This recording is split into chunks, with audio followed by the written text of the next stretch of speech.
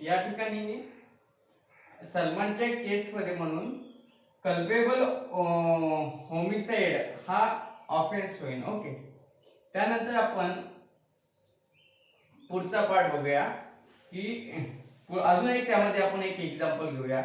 आपण एक एक्झाम्पल बघितलं होतं बघा की एक सेकंड,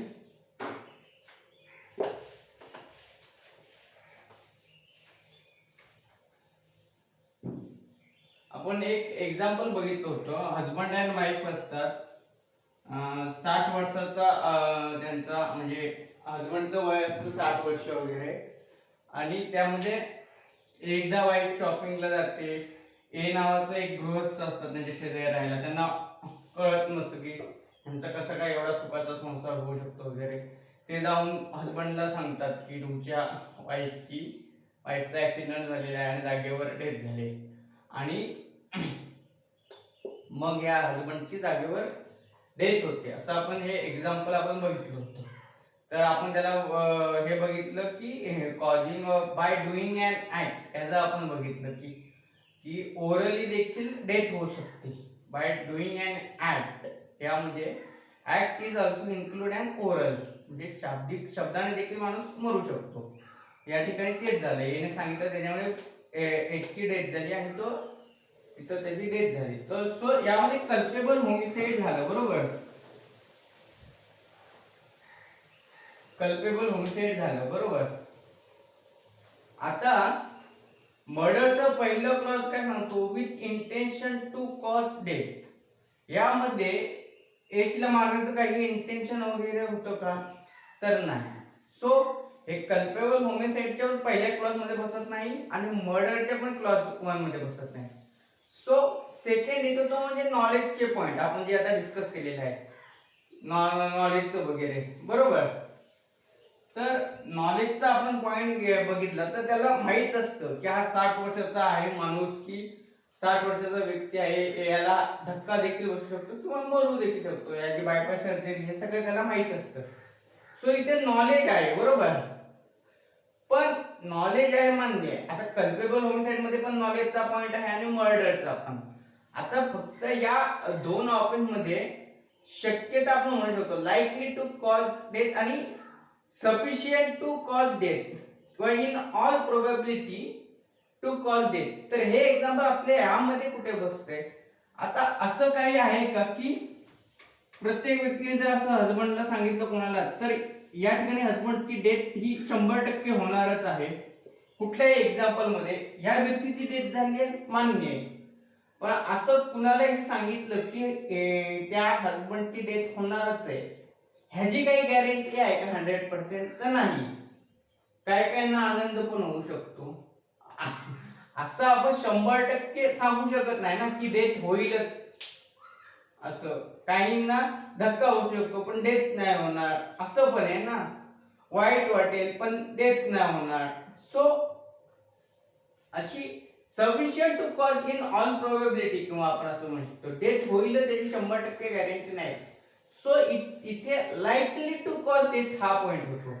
सो या एक्झाम्पल मध्ये मर्डर होणार नाही आणि मर्डर होत नाही, त्याच्यामुळे तो रिव्हर्ट बॅक होणार आणि कल्पेबल होमिसाइड मध्ये येणार आहे एक्झाम्पल, बरोबर. कारण इथं 100% अशी गॅरंटी नाही की हो इथे 100% मर्डरच होईल म्हणून, डेथ होणारच आहे इन ऑल प्रोबॅबिलिटी. सो या ठिकाणी मर्डर नाही होणार. सो कल्पेबल होमिसाइड होईल त्यामध्ये. असे यामध्ये वेगवेगळे प्रकार आहेत, आपण जवळपास डिस्कस केलेलं आहे. यामध्ये अजून काही तुमचे क्वेरी क्वेश्चन वगैरे असेल तर ते मला तुम्ही सांगू शकता. सो त्यानंतर जर का आपण पुढे बघितलं तर अजून एखादं एक्झाम्पल आहे का आपण बघूया.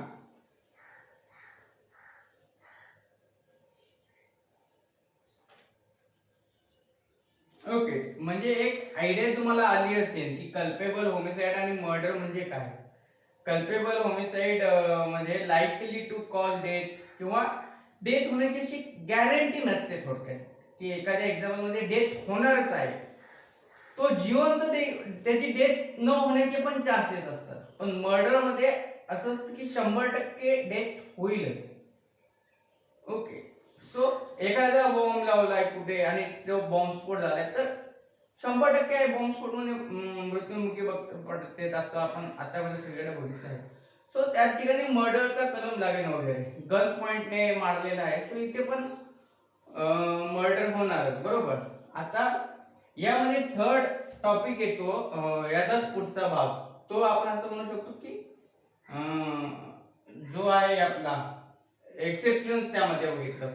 कारण सेक्शन 300 ची स्टार्टिंगच अशी होती की cases hereinafter excepted, except the cases hereinafter excepted, hereinafter excepted. Okay.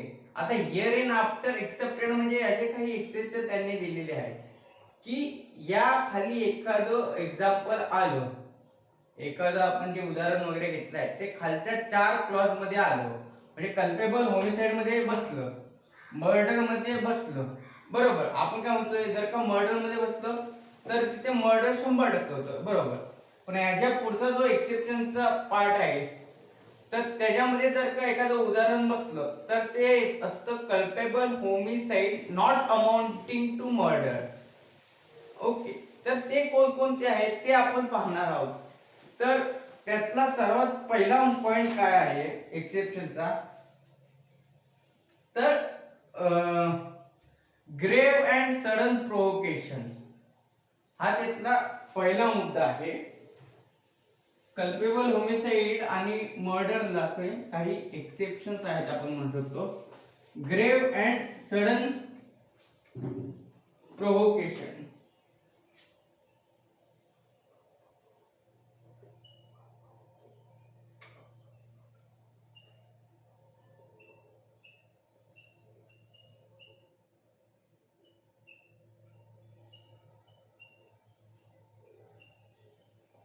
प्रोव्होकेशन.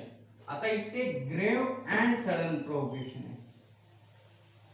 हा शब्द खूप मोठा, म्हणजे सर्वात महत्वाचा शब्द या एक्सेप्शन मधला असेल, 5 एक्सेप्शन मधला की अँड. इथे जर का तुम्ही ग्रेव अँड सडन प्रोव्होकेशन तुम्ही लिहित आहात आणि इथे जर का तुम्ही ऑर लिहिलात शब्द या ठिकाणी की ग्रेव ऑर सडन प्रोव्होकेशन, तर ते म्हणजे सिरियस ब्लंडर आहे तुमचा, सर्वात मोठी चूक आहे. म्हणजे तिथे मार्क पडायचे काही चान्सेस नाही. नाही मी चुकून लिहून आलो, काहीच नाही. हा खूप मोठी मिस्टेक आहे की तुम्ही ग्रेव अँड सडन प्रोव्होकेशनच्या जागी ग्रेव ऑर सडन प्रोव्होकेशन असतं. तर हे काय आहे की यामध्ये एक चांगली केस झाली होती, ती म्हणजे केम नानावटी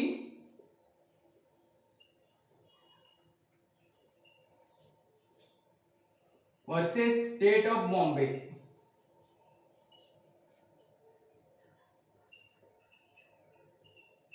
आपण ही केस डिटेल मध्ये डिस्कस करणारच आहोत. ज्यावेळेला आपलं जरा पोर्शन कव्हर झालं त्यानंतर आपण ही केस घेणार आहोत. आयपीसी म्हटलं की त्यामध्ये जेवढा महत्त्वाचं शिक्षण कल्पेबल होमिसाइड आणि मर्डर आहे तितकीच महत्त्वाची केस ही K M Nanavati versus state of Bombay आहे. तुम्हाला जर का कल्पेबल होमिसाइड आणि मर्डर मध्ये क्वेश्चन आला तर तुम्ही K M Nanavati versus state of Bombay ही केस लिहिणं खूप गरजेचे आहे. आपण ही केम नानावटी केस काय आहे हे डिटेल मध्ये आपण त्याच्यावरती एक सेपरेट लेक्चर घेणार आहोत.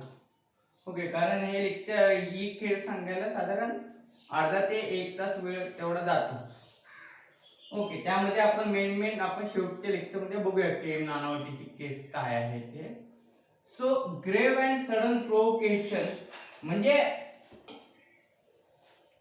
सडन प्रोव्होकेशन वेगळं, म्हणजे अशी काही घटना झाली की ज्याच्यामुळे सडनली असं काही घडलं आणि काही झालं तर ती वेगळी गोष्ट होती. पण ग्रेव अँड सडन प्रोव्होकेशन हा पॉइंट वेगळा आहे. सो असं आपलं जे एक्झाम्पल आपण बघत आलेलो आहोत, जर ते अशा एखाद्या क्लॉज मध्ये बसलं ग्रेव अँड सडन प्रोव्होकेशन मध्ये तर त्या ठिकाणी होत नाही. पण त्याला एक्सेप्शन काय, self provocation, provocation shall not be given by a public servant while discharging his lawful duties, असे त्यामध्ये काही एक्सेप्शन्स आहेत. त्यानंतर दुसरं एक्सेप्शन काय आहे त्याला, if public servant while discharging his lawful duties except his power and causes death of another person, it is culpable homicide not amounting to murder. म्हणजे पब्लिक सर्वंट हा डिस्चार्जिंग म्हणजे त्याच्या लॉफुल ड्युटीज वगैरे करत आहे. Public servant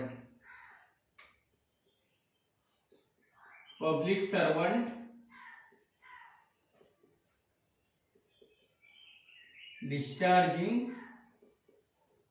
lawful duties.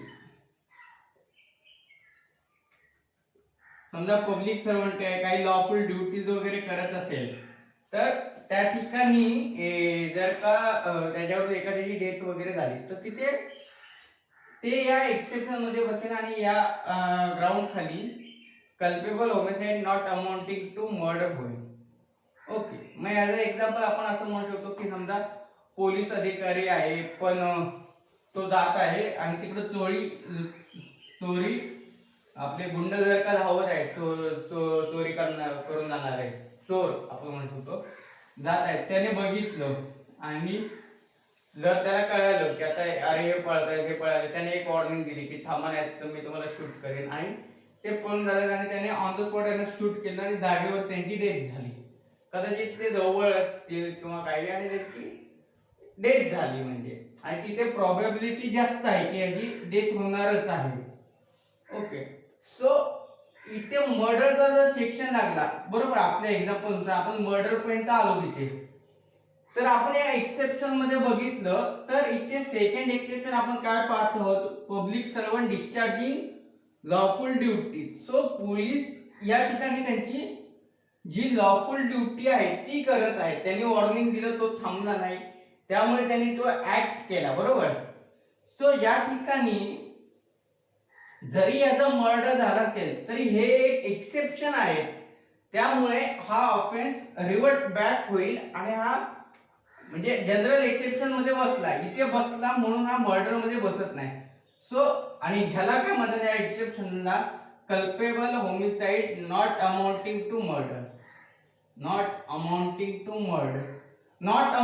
Murder म्हणजे culpable homicide आहे पण तो मर्डर होणार नाही. का?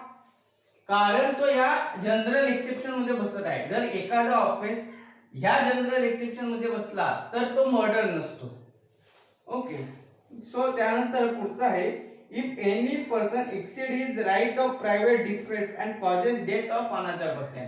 आता राईट ऑफ प्रायव्हेट डिफेन्स आपण बघितला, बरोबर, आणि एखाद्याने तो एक्सीड केला म्हणजे समजा समोरच्याने काठी घेऊन मारायला आलाय तर यामध्ये समोरच्याची डेथ होणार नाही, बरोबर, काठी घेऊन आलाय. मग जर तो काठीने मारत आहे तर तुम्ही तेवढ्याच ह्याने त्याला मारणं अपेक्षित असतो. एखादा काठीने मारायला आलाय आणि तुम्ही डायरेक्ट गन काढून त्याला गोळ्या झाडल्या तर तो तुम्ही राईट ऑफ प्रायव्हेट डिफेन्स म्हणून यूज करू शकत नाही. नाही, तुम्हाला काठीने मारायला आला होता म्हणून मला right of private defence use करण्याकरता माझ्याकडची गन काढली आणि त्याला मारली. तर हे exceed, right of private defence तुम्ही एक्सीड यूज केला या ठिकाणी, बरोबर. तो जर काठी घेऊन आलाय तर तुम्ही पण तुमच्या आजूबाजूला काठी घेऊन मारणं अपेक्षित आहे किंवा काय आलं पण काठी घेऊन मारायला की डायरेक्ट गन काढल्याने मारून टाकले नंतर म्हणायचं नाही तो मारायला येत होता की राईट ऑफ प्रायव्हेट डिफेन्स माझा केला. सो इथे तुम्ही right of private defence exceed केलाय, बरोबर, तर खूपच जास्त प्रमाणावर वापरला. सो या ठिकाणी कल्पेबल होमिसाइड नॉट. सो तर आता गन काढले, गन मारतोय, बरोबर. सो इथे इंटेन्शन तर क्लिअर आहे. क्लॉज 1 कल्पेबल होमिसाइडच्या क्लॉज 1 मध्ये बसला तर मर्डरच्या क्लॉज 1 मध्ये पण बसला, बरोबर. पण पुढे गेलो आपण तर ते जनरल एक्सेप्शनच्या क्लॉज 3 मध्ये बसतंय, बरोबर. तर ते क्लॉज 3 मध्ये कधी बसेल जर का हे उदाहरण आपण बघितलं, बरोबर, आणि या उदाहरणामध्ये मी सांगितलं काठीचं वगैरे घेऊन आलं. सो यामध्ये जरी मर्डर केला असता तरी पण तो राईट ऑफ प्रायव्हेट डिफेन्स होता आणि तो एक्सीड झालेला आहे म्हणून तो offence culpable homicide not amounting to murder होईल. सो या ठिकाणी कल्पेबल होमिसाइड होईल पण नॉट अमाउंटिंग टू मर्डर म्हणजे यामध्ये कल्पेबल होमिसाइडचा चार्ज लागेल सेक्शन 299, बरोबर. त्यानंतर मग if death is cause in sudden fight without any premeditation, आणि त्यानंतर if death is cause with the consent of person who is above 18 years of age. Okay, 18 वर्षापेक्षा जास्त व्यक्तीची कन्सेंट घेऊन जर का त्याची कन्सेंट असेल की नाही तुम्ही मला मारा, तर त्या ठिकाणी कन्सेंट घेऊन जर का एखाद्याची डेथ केली तर ते कल्पेबल होमिसाइडच्या हे जे मर्डरचे एक्सेप्शन आहे त्यामध्ये ते बसेल आणि त्या ठिकाणी मर्डर होणार नाही. ओके, सो हा आपण पार्ट बघितला. यामध्ये आपण के एम नानावटीची एक केस ठेवली आहे ती आपण पुढच्या लेक्चरमध्ये पाहणार आहोत. थोडं आपण आधी लेक्चर हे सेक्शन संपून घेऊया लवकर आणि मग आपण के एम नानावटीची एक अख्खा लेक्चर आपण त्याच्यावरती डिस्कस करणार आहोत. ओके, सो यामध्ये नेक्स्ट पॉइंट काय आहे बघा. आता आपण सेक्शन 300 हे बघितलं बरोबर. त्यानंतर 302 येतो बरोबर. 302 मध्ये पनिशमेंट फॉर मर्डर. मर्डरची पनिशमेंट काय आहे तर डेथ सेंटेन्स और life imprisonment. Okay, death sentence ही रेअरेस्ट ऑफ रेअर केस मध्ये दिली जाते बरोबर. 302 मर्डर. 304 मध्ये काय आहे punishment for culpable homicide.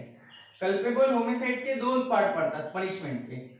Punishment for culpable होमिसाइडचे दोन पार्ट पडतात. फर्स्ट पार्ट काय, there is a intention to cause death, then punishment life imprisonment और 10 year plus 10 year imprisonment. Okay, आणि पार्ट 2 काय, विथ नॉलेज दॅट, म्हणजे आपण जे नॉलेजचं बघितलं, जी की आपण कल्पेबल होमिसाइडची सलमानची केस बघितली त्यामध्ये नॉलेज होतं बरोबर. तर त्या नॉलेज मध्ये त्याला 10 इयर पनिशमेंट आहे. सो उद्या जर का सलमान खानला कन्व्हिक्शन वगैरे झालं त्या केस मध्ये तर तिथे 10 इयर पनिशमेंट आहे. ओके, त्यानंतर सेक्शन 304 ए आहे, डेथ बाय रॅश और negligent act. Whoever causes death by doing any rash and negligent act not amounting to culpable homicide shall be punished with which may extend to 2 years. Okay.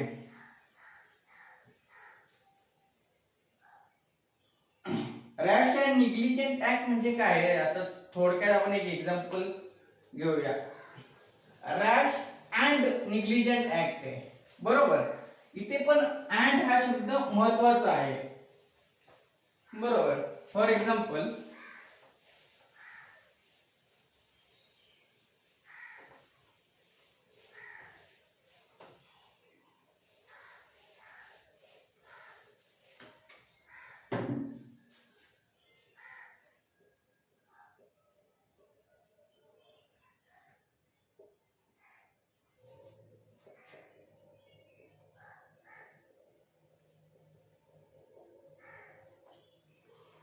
Rash and Negligent Act section 304B. Sorry, 304A. तर whoever causes death by doing any rash or negligent act, sorry the and I'm sorry, rash or negligent act, okay, not amounting to culpable homicide shall be punished with imprisonment which may extend to 2 years.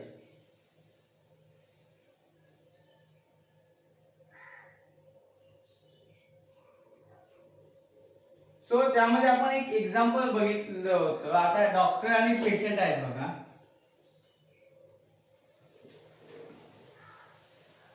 Patient आहे बरोबर. तर डॉक्टरचं रोजचं काम असतं म्हणजे मोठा surgeon असतो, प्रत्येक पेशंटचं काम करणं म्हणजे कोणत्याही ऑपरेशन करणं म्हणजे त्याच्या डाव्या हाताचा खेळ असतो. रोजच ऑपरेशन करत असतो आणि एकदम सक्सेसफुल डॉक्टर असतो. पण एखाद्या कधीतरी त्याचं चुकून एखादी मिस्टेक होते आणि त्यामध्ये एक ऑपरेशन करता करता त्याची मिस्टेक होते आणि यामध्ये पेशंटची डेथ होती. सो इथे काही इंटेन्शन नाही किंवा नॉलेज नाही किंवा काहीच नाही, त्याच्यामुळे तो कल्पेबल होमिसाइड मध्ये बसतच नाही बरोबर. कल्पेबल होमिसाइड मध्ये बसत नाही. कल्पेबल होमिसाइड नाही म्हणून मर्डर पण नाही आपण बघितलं बरोबर. कल्पेबल होमिसाइड मध्ये इंटेन्शनचा पॉइंट आहे बघा क्लॉज 1 मध्ये, with intention to cause death. त्यानंतर आपण likely to with such knowledge that likely to cause death. तर ह्याच्यात नॉलेज वगैरे असं काहीच नव्हतं. तो चांगल्या हेतूने तो त्याला हे करत असतो ट्रीट. पण त्यामध्ये त्याची चुकून एखादी मिस्टेक होते आणि त्यामध्ये पीची डेथ होते. सो इथे डॉक्टरने निग्लिजंट ऍक्ट केला.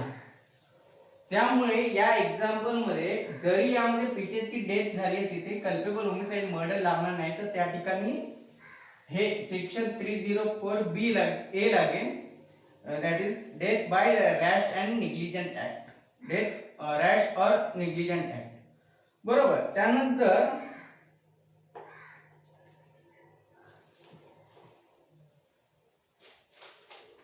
फक्त निग्लिजंट ऍक्ट यामध्ये जो काही ऍक्ट करत आहे डॉक्टर तो गुड फेथ मध्ये करणं गरजेचं असतं. ओके. त्यानंतर आपण पुढे बघूया सेक्शन 304 बी डावरी डेथ. त्यामध्ये काय बघा, वे सेक्शन 304 बी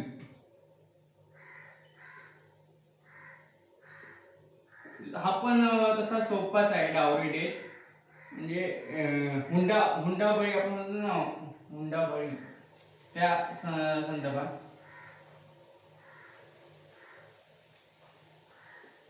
ओके.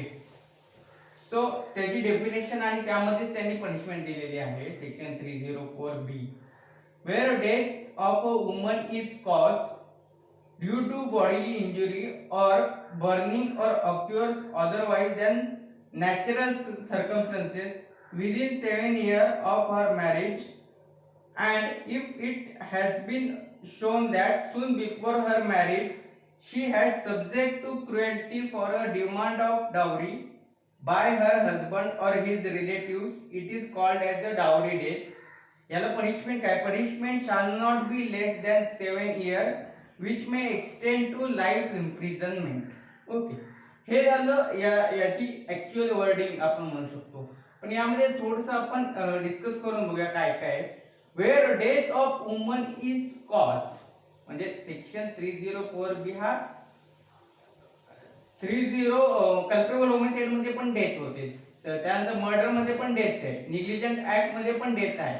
आता डावरी ऍक्ट मध्ये पण डेथ आहे, पण डेथ कुणाची, वुमनची, मॅरिड वुमनची जर का डेथ झाली तर त्यांच्या रिलेटेड हा सेक्शन आहे 304 बी. बरोबर. ड्यू टू बॉडीली इंजुरी और बर्निंग और occurs otherwise म्हणजे बॉडी फक्त बर्निंग नाही, डावरी डेथ मध्ये बर्निंग नाही, एखाद्या बॉडीली इंजुरीमुळे किंवा इतर काही कारणांमुळे, otherwise than natural circumstances, natural circumstances सोडून एका आता पाणी नळाने आपल्या विहिरीतून पाणी काढत आहे आणि कुणीतरी बाजूने धक्का, एका सासूने धक्का दिला आणि त्याची डेथ झाली, तर इथं हे नॅचरल सर्कमस्टन्सेस नाही, अदरवाइज दॅन नॅचरल सर्कमस्टन्सेस आहे. सो हा देखील डावरी डेथचा एक भाग होऊ शकतो. ओके. सो त्या वुमनची डेथ ही नॅचरल सर्कमस्टन्सेस नुसार होणं न होणं म्हणजे नॅचरल सर्कमस्टन्सेस नुसार झाली नाही पाहिजे. ओके. समजा का नॅचरल सर्कमस्टन्सेस म्हणजे त्या वुमनला अटॅक आला आणि तो तिची डेथ झाली, हे झालं नॅचरल सर्कमस्टन्सेस. पण असं काही न होता जर का त्या वुमनची डेथ वगैरे झाली तर त्या ठिकाणी डावरी डेथ होईल. पण आता डावरी डेथ होण्यासाठी पुढची एक कन्सेप्ट काय आहे, तर पुढचा एक महत्त्वाचा मुद्दा आहे, within 7 years of her marriage, तिचं लग्न झालंय तिथपासून पुढे 7 वर्षाच्या आतमध्ये जर का अशी डेथ वगैरे झाली तर त्या ठिकाणी आपण असं म्हणू शकतो की हा डावरी डेथ या ठिकाणी होऊ शकते. Okay. And if it has been shown that, आणि पुढे काय असं देखील दाखवणं गरजेचं आहे की सून बिफोर हर डेथ, ही जी डेथ होण्या अगोदर, she has subject to cruelty for demand of a dowry, म्हणजे तिच्याकडून डावरी वसूल म्हणजे अन्याय क्रुएल्टी होत असते की म्हणजे वडिलांकडून हे माग, अजून पैसे घेऊन ये वगैरे, त्याबद्दल तुम्हाला डावरी म्हणजे पैसे वगैरे मागणं जात असतं किंवा तिचे थोडक्यात हाल करण्यात येत असतात आणि जा तू तुझ्या वडिलांकडून पैसे घेऊन ये, नाहीतर इतर असे जर सर्कमस्टन्सेस एव्हिडन्स असतील तर त्यामध्ये डावरी डेथ होईल. ओके. 7 वर्षाच्या लग्नानंतर 7 वर्षाच्या आतमध्ये असा इन्सिडेंट घडणं गरजेचं आहे.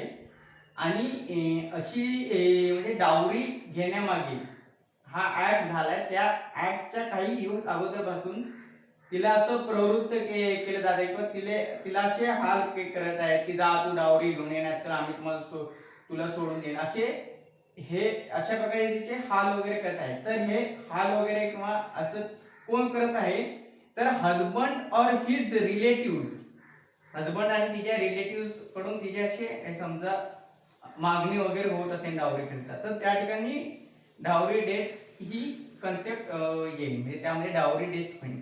तर या डावरी डेथच्या रिलेटेड इव्हिडन्स ऍक्ट मध्ये एक महत्वाचा मुद्दा दिला आहे. अंडर सेक्शन 113B 113B मध्ये इव्हिडन्स ऍक्ट मध्ये presumption as to dowry death, evidence आपण ऍक्ट पाहणार आहोत, त्यामध्ये आपण हे डिस्कस करणार आहोत प्रिझम्पशनचा टॉपिक. तर यामध्ये आता हे सर्व सर्कमस्टन्सेस इव्हिडन्सच्या आधारावर आहे, बरोबर, की क्रुएल्टी, आता डावरी डेथ झाली, बरोबर, तर खरंच ही जी हाल होत होते का 7 वर्ष याच्या आधी, तर हा सगळा सर्कमस्टन्सेस इव्हिडन्स झाला. कोर्ट काय म्हणतं की पुरावे बघणार, बरोबर. आता 7 महिने अगोदर 7 वर्ष अगोदर, म्हणजे 7 वर्षामध्ये डेथ होणं आणि काही कालावधीच्या अगोदर तिचे हाल वगैरे होणं, हाल झाले, म्हणजे डावरी डेथ, डावरी मागत असेल तर, बरोबर, हा मुद्दा आपण बघितला. तर हे खरंच होत होतं की नाही होत, काय कुठं आहे, हा सगळा सर्कमस्टन्सेसचा पॉइंट आला, बरोबर. ह्याचं काय डॉक्युमेंटरी इव्हिडन्स किंवा ओरल इव्हिडन्स नाही, तर हे सगळे सर्कमस्टन्शियल इव्हिडन्स झाले. आता हे सर्कमस्टन्सेस इव्हिडन्स कुणी प्रूव्ह करायचे, सरकारने प्रूव्ह करायचे की आरोपीने प्रूव्ह करायचे, हा प्रश्न येतो. जनरली कसं असतं की क्रिमिनल केस मध्ये आरोपीला काही प्रूव्ह करावं लागत नाही, सरकारी वकिलांना प्रूव्ह करावं लागतं की या ठिकाणी असं असं झालेलं आहे, त्यामुळे याला पनिशमेंट करण्यात यावी. ओके, म्हणजे burden of proof lies on the government, not on accuse person. पण 113B चं जे काही एव्हिडन्स ऍक्ट मध्ये जे काही एक्सेप्शन आहे, सॉरी प्रिझम्पशन आहे, त्यामध्ये शाल प्रिझ्युम आहे. तर त्याचं वर्डिंग थोडंसं बघा. In a presumption of dowry death, if it has been shown that soon before her death she has been subject to cruelty for demand of dowry by husband or his relative, court shall presume that her husband, his relative, caused dowry death. Okay, समजा समोरच्या ह्याने सरकारी वकिलाने एवढं फक्त prove केलं की हा जो ऍक्ट होण्या अगोदर तिच्यासोबत क्रुएल्टी होत आहे, हे जर का सरकारी वकिलांनी प्रूव्ह करून दाखवलं, तर कोर्ट असं कन्सिडर करतं की यामध्ये डावरी डेथ झालेली आहे. कोर्ट शाल प्रिझ्युम दॅट, कोर्टाने असं गृहीत धरायचं मग की इथे डावरी डेथ झालेली आहे. मग ते कसं काय, म्हणजे हो, मग अशा वेळेला कोर्ट म्हणतं आम्ही असं प्रिझ्युम करत चालत आहोत की डावरी डेथ झाले, आणि मग बर्डन शिफ्टेड होतं, गव्हर्नमेंट वरती जे बर्डन असतं सुरुवातीला ते शिफ्ट होतं आणि मग आरोपीवरती ते शिफ्ट होतं. आता आरोपीला प्रूव्ह करावं लागतं की कसं तिथे नाही झालंय. अशा प्रकारे तो बर्डन ऑफ प्रूफचा एक कन्सेप्ट आहे, प्रिझम्पशन आहे. ते आपण इव्हिडन्स ऍक्ट पाहताना डिटेलमध्ये आपण ते डिस्कस करणार आहोत. त्यानंतर त्यामध्ये अजून एक पुढचा पॉइंट आहे बघा, की abetment of suicide, section 305 and 306. If any person,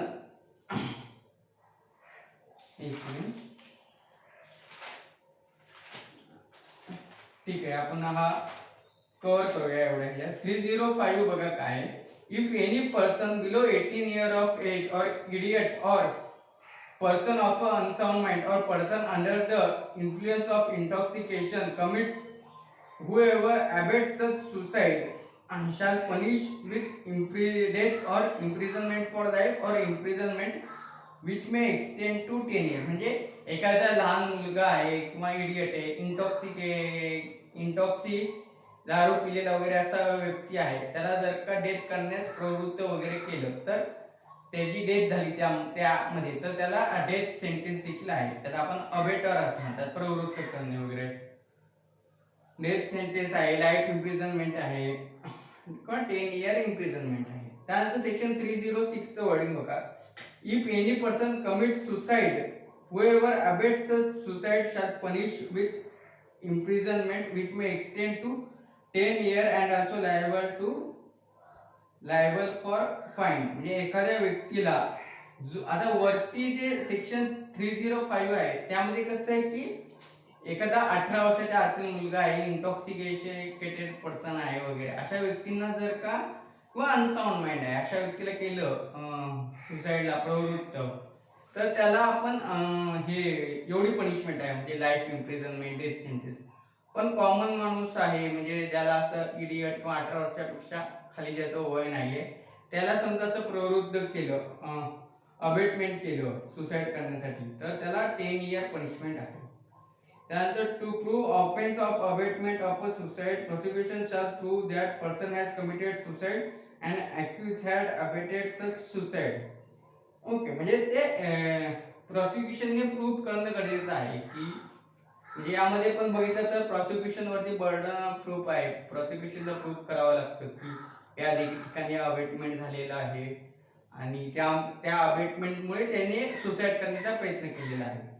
okay, त्यानंतर if suicide is committed by a married woman within 7 year of her marriage then presumption under section 113A of the Indian evidence act is applicable. मग या section 1 समजा असं suicide समजा एखाद्या वुमनने केलं तर त्याचं प्रिझम्पशन एव्हिडन्स ऍक्ट मध्ये सेक्शन 113A खाली दिलेलं आहे, ते आपण त्यावेळेला पाहू. त्यानंतर पुढे आपण जर बघितलं तर section 307 attempt to commit murder.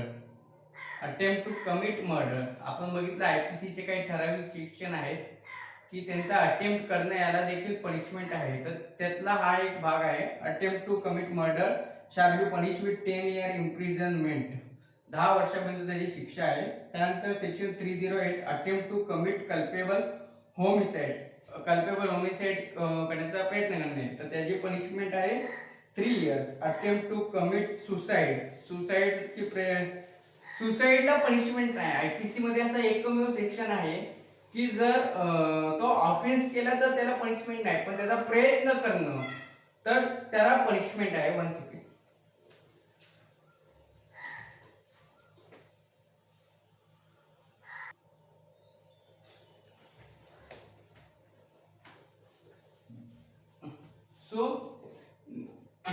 सुसाइडचा आपण म्हणतो की सुसाइड करणं याला पनिशमेंट नाहीये, पण अटेम्प्ट टू कमिट सुसाइड करणं याला पनिशमेंट आहे. म्हणजे एखादा गुन्हा यामध्ये सुसाइड हा गुन्हा करणे हा याला पनिशमेंट नाही, पण त्याचा प्रयत्न करणे याला पनिशमेंट आहे. तर ती पनिशमेंट किती? Attempt to commit suicide within 1 year imprisonment, तर त्याला 1 वर्षापर्यंतची शिक्षा आहे. त्याच्यानंतर आहे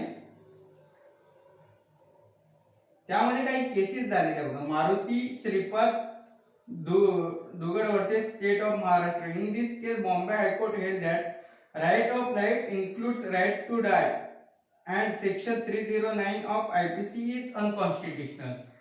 म्हणजे आता अटेम्प्ट टू कमिट सुसाइड म्हणजे सुसाइड करणे याला पनिशमेंट आहे, पण जर का तुम्ही कॉन्स्टिट्यूशनचा पार्ट पाहिला असेल तर त्यामध्ये एक right to life and personal liberty हे एक आर्टिकल आहे, आर्टिकल 21. तर राईट टू लाईफ, तर मारुती श्रीपाद ही जी केस झाली यामध्ये बॉम्बे हायकोर्टाने असं जजमेंट दिलं की right to life it also include right to die. जसा म्हणजे आर्टिकल 21 मध्ये राईट टू लाईफचा राईट टू लाईफ बद्दल अधिकार दिलेला आहे, तर राईट टू लाईफचाच एक भाग म्हणजे राईट टू डाय आहे. सो राईट टू डाय आहे, त्यामुळे हा जो सेक्शन आहे section 309 attempt to commit suicide हा अनकॉन्स्टिट्युशनल आहे, हा कॅन्सल करण्यात यावा असं Maruti Shripad Dugad versus state of Maharashtra यामध्ये सांगितलं. पण पुढे Nathi P Nathinam versus union of India, यामध्ये in this case supreme court held that section 309 is unconstitutional. Okay. त्यानंतर म्हणजे सुप्रीम कोर्टाने देखील पी नथुरामन मध्ये असं जजमेंट दिलं की सेक्शन 309 हे अनकॉन्स्टिट्युशनल आहे. पण त्यानंतर एक नवीन केस आली, गॅनकोर वर्सेस स्टेट ऑफ पंजाब, ही एक केस झाली. या केस मध्ये सुप्रीम कोर्टाने सांगितलं की जे वरचं जजमेंट होतं सुप्रीम कोर्टाचं ते ओव्हररूल करण्यात आलं. ओके. आणि ते ओव्हररूल केलं आणि त्यानुसार section 309 is perfectly valid and constitutional. Okay. So supreme कोर्टाचं जजमेंट होतं की हा ऍक्ट अनकॉन्स्टिट्युशनल आहे. पण त्यानंतर Gian Kaur versus state of Punjab ही केस सुप्रीम कोर्टामध्ये केली. सुप्रीम कोर्टाचं जजमेंट हे सर्व कोर्टांवरती बाइंडिंग असतं. तर सुप्रीम कोर्टाने त्यांचं आधीचं जजमेंट कसं काय ओव्हररूल केलं, त्याच्या काय काय प्रोव्हिजन्स आहेत हे आपण कॉन्स्टिट्यूशन पाहताना आपण पाहणार आहोत. समजा आता 5 जजेसने एक जजमेंट दिलं की सुसाईड हे अनकॉन्स्टिट्युशनल आहे, ते कॅन्सल करण्यात यावं. हे 5 जजेसचं बेंच आहे. पण त्याच्या खालचे 3 जजेसचं बेंच यांचं जजमेंट ओव्हररूल करू शकत नाही. तर ते ओव्हररूल करण्याची ऑथॉरिटी ही 5 जजेसच्या वरचे बेंच, 7 जजेस बेंच, सुप्रीम कोर्टाच्या, हायकोर्टाचं 7 जजेस बेंच नाही, सुप्रीम कोर्टाचे 7 जजेस बेंच किंवा 13 जजेस बेंच, त्यांना ऑथॉरिटी आहे की ते जजमेंट ते ओव्हररूल करू शकतात. ओके. सो आता सध्याला मराठा आरक्षणाचा एक मुद्दा आहे, तर त्याचं जजमेंट ओव्हररूल करण्याकरता ते वरच्या कोर्टात जाणं गरजेचं आहे, जे की इंदिरा घाणीचं 9 जजेस बेंचचं ते जजमेंट आहे. तर तो एक वेगळा मुद्दा झाला, तो आपण नंतर डिस्कस करूया. तर ते वरती म्हणजे जास्त जजेसच्या बेंचकडे गेले पाहिजे असं काहींचं म्हणणं आहे. ते आपण कॉन्स्टिट्यूशन पाहताना डिस्कस करणार आहोत. त्यानंतर मग हा आपला झाला सेक्शन 309. त्यानंतर चा भाग येतो तो म्हणजे कॉजिंग ऑफ मिसकॅरेज. ते सेक्शन जनरल आहे, ते तुम्ही बघून घ्या, वाचलं तरी पण त्यामध्ये काही असं क्रिटिकल पॉइंट नाही, जसे कल्पेबल होमिसाइड मर्डर मध्ये होतो. त्यानंतर पुढचा एक पॉइंट येतो तो म्हणजे हर्ट, ग्रीवियस हर्ट. आता आपला हर्ट, ग्रीवियस हर्ट, त्यानंतर रॉंगफुल रिस्ट्रेन, रॉंगफुल कन्फाइनमेंट हे पॉइंट आपल्याला पाहायचे आहेत. आज आपण इथे थांबूया. आपण कल्पेबल होमिसाइड मर्डर हा जो मोठा टॉपिक आहे तो आपण आता आज आपण डिस्कस केलेला आहे. आज आपण इथे थांबूया. उद्याच्या टॉपिक मध्ये आपण hurt, grievous hurt, wrongful restraint, wrongful confinement आणि पुढचा जो काही पार्ट आहे तो आपण डिस्कस करायला घेणार आहोत. आज आपण इथे थांबूया. थँक्यू.